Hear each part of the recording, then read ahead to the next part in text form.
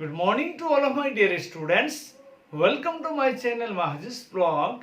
Mahajis Blog নামৰ education চেনেলটো লৈ তোমালোকক মই স্বাগতম জনাইছো। আজি আমি আলোচনা কৰিম past tenseৰ 2 নম্বৰ ভাগ past continuous tenseৰ বিষয়ে। past continuous tense অতীতত কোনো এটা কাম চলি আছিল বা হৈ আছিল এনে অৰ্থ বুজালে তাক past continuous tense বুলি কোৱা হয়। অৰ্থাৎ অতীতত কোনো এটা কাম চলি আছিল বা হৈ আছিল অৰ্থাৎ আগত কোনো এটা কাম চলি আছিল বা হৈ আছিল এনেকুৱা অৰ্থ বুজালে তাক কি বুলি কোৱা হয় past continuous tense বুলি কোৱা হয়। past continuous tenseৰ ফৰ্মেশন বা গঠনটো হৈছে subject plus was বা were plus মূল ভাৰ্বৰ লগত ing plus object। কোনোবাই আকৌ লিখে এনেকুৱা subject plus was বা were plus মূল ভাৰ্বৰ present participle form। মূল ভাৰ্বৰ লগত ing আৰু মূল ভাৰ্বৰ present participle form দুইটা সেম বস্তু। সো মই পুৰা তোমালোকে বুজি যেনেকৈ বুজি পাবা সেই কাৰণে মই তোমালোকক ভাঙি এনেকৈ দিছো। তোমালোকে সাবজেক্ট লিখিবা প্লাস was বা were লিখিবা প্লাস মূল ভাৰ্বৰ লগত কি লিখিবা ভাৰ্বৰ লগত ing লিখিবা প্লাস অবজেক্ট। এইটো হৈছে past continuous tenseৰ ফৰ্মেশন বা গঠন। চিহ্ন এই চিহ্ন কেইটা দিছো মই নিজে তোমালোকক বনাই লিখি দিছো। গ্ৰামাৰৰ পৰা অলপ চাই তোমালোকৰ কাৰণে বনাই আনিছো। চিহ্নখিনি দৰকাৰ পৰিব যেতিয়া তোমালোকে টেন্স কাৰেক্ট কৰিবা। টেন্স কাৰেক্ট কৰাৰ সময়ত এই চিহ্নখিনি দৰকাৰ পৰে।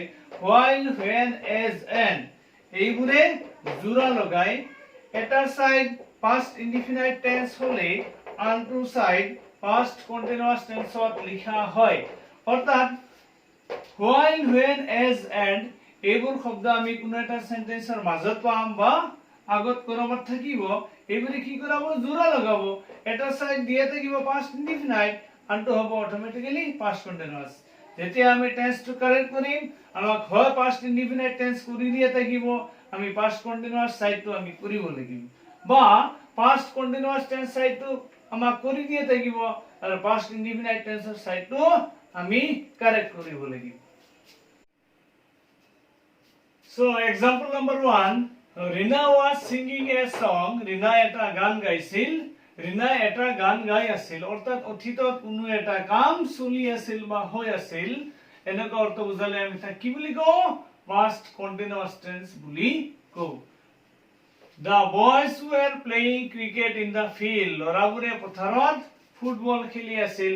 অতীতত কোনো এটা কাম চলি আছিল বা হৈ আছিল। ইয়াত আমি পাইছো সাবজেক্ট প্লাস was বা were প্লাস মূল ভাৰ্বৰ লগত ing প্লাস অবজেক্ট। কোন টেন্সৰ গঠন past continuous tense। ইয়াত the boy subject plus were plus মূল ভাৰ্বৰ লগত ing plus object। কোন tense past continuous tense।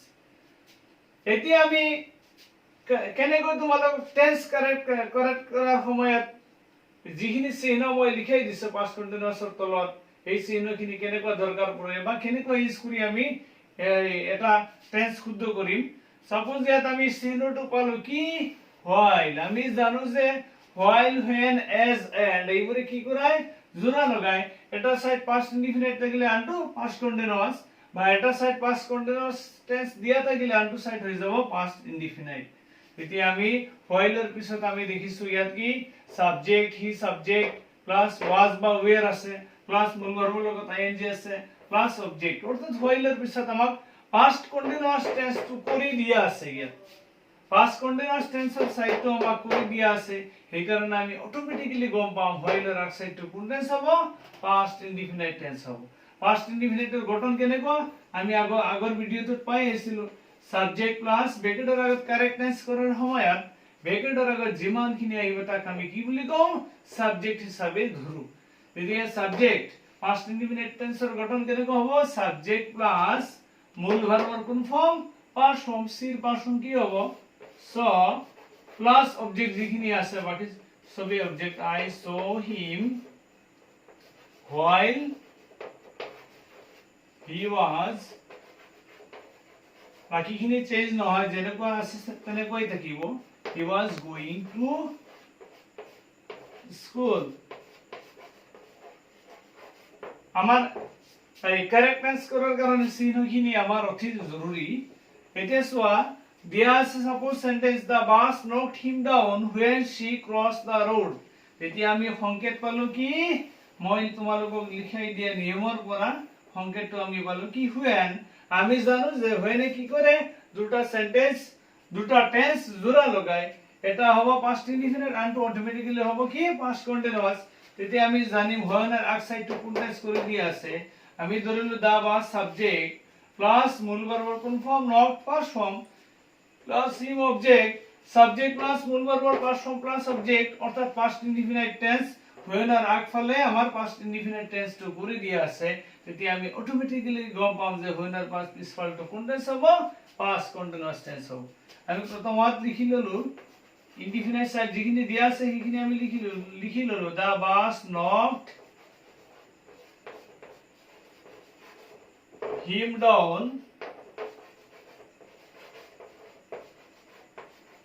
when like আমি পুরা লিখি ললো when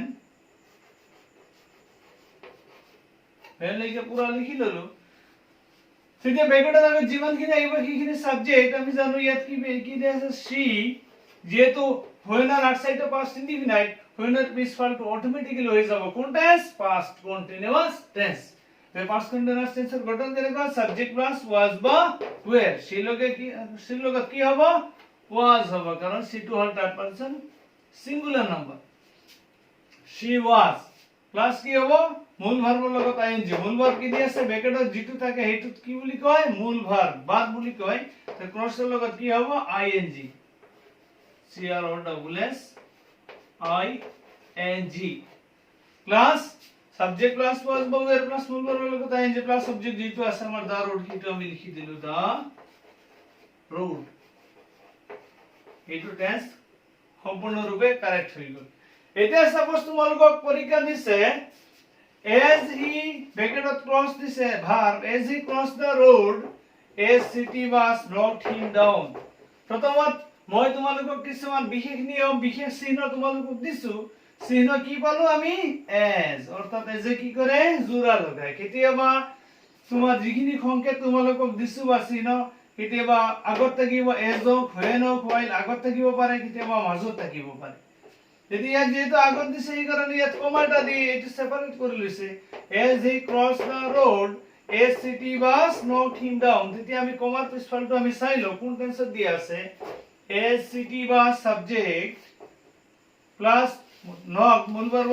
knock ভাৰ্বৰ past form টো কি হয় knocked হয় subject plus মূল ভাৰ্বৰ past form plus object তেতিয়া আমি জানো যে ওই আমাক পিছফালটো কৰি দিয়া আছে অৰ্থাৎ পিছফালটো হল past indefinite tense past indefinite tense করে দিয়া আছে আর আমি চিহ্ন পাইছো as এই কারণে আমি আউটসাইড টু অটোমেটিক্যালি গম পাম কোনটা হবে past continuous tense কি কেনেকৈ হ'ব past continuous subject plus